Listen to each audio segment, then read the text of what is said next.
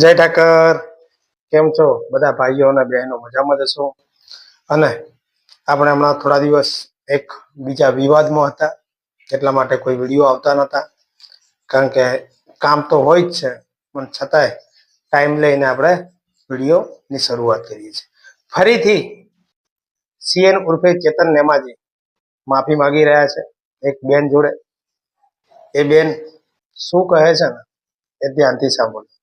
જય માતાજી મિત્રો, સ્વાગત છે આપણી યુટ્યુબ ચેનલની અંદર. તો આપણે એક ફરીથી નવું રેકોર્ડિંગ લઈને આવી ગયા છે. તો જે છે રાજેશ પંચાલ શું બોલી રહ્યા છે, તો રેકોર્ડિંગ પૂરેપૂરું સાંભળજો. અને ન હોય તો ચેનલને લાઈક શેર અને સબસ્ક્રાઈબ કરવાનું ભૂલશો નહીં. તો હવે આપણે ચલો સાંભળીએ રેકોર્ડિંગ. આને શરૂઆત માફી માંગવાની કરી છે, એટલે એક નહીં પણ ઘણી બધી જગ્યાએ માફી માંગવી પડશે.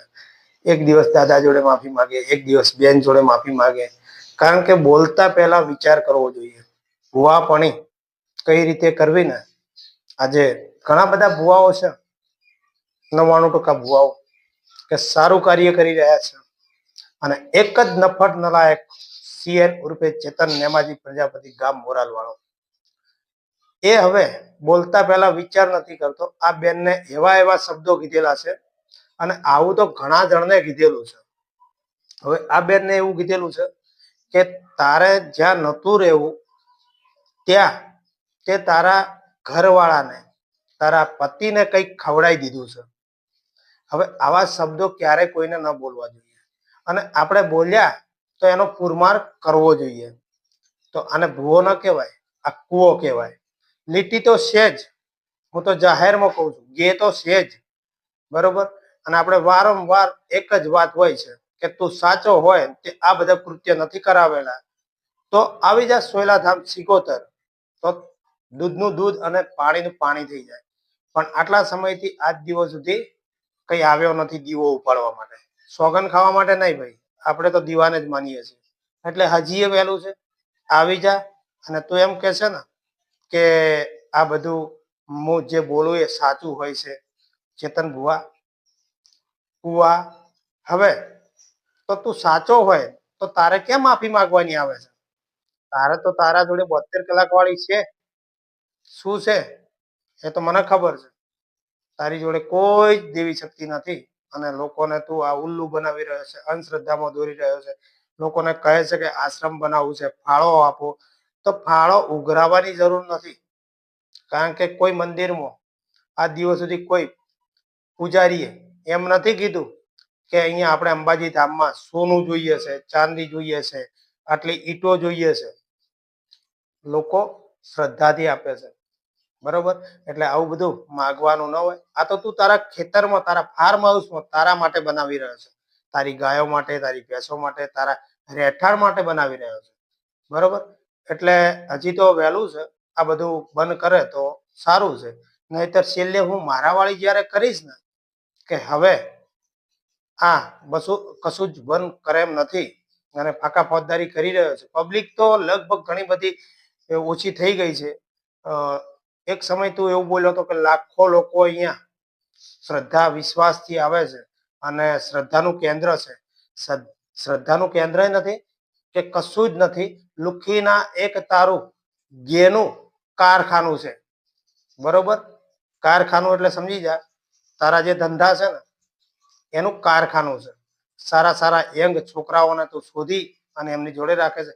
તારી જોડે જે જૂના વ્યક્તિ હતા, જે જૂના હતા કોઈ પણ ગામના છે, એ બધા એમાંથી એક પણ કેમ નથી આવતા?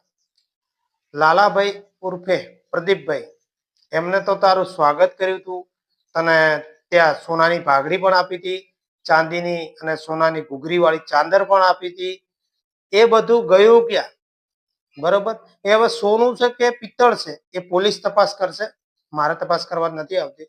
અને હવે જોવો આ વિડીયો, બેન જોડે કેવી માફી માંગે છે. હવે કોઈ આગળ વિડીયો નાખશો તો તમારી જવાબદારી છે. નાખીશો તો તમે જોઈ લેશો કોઈ નાખશો. બોલતા નહીં. જય સતીવા, હું સીએન ભુવાજી.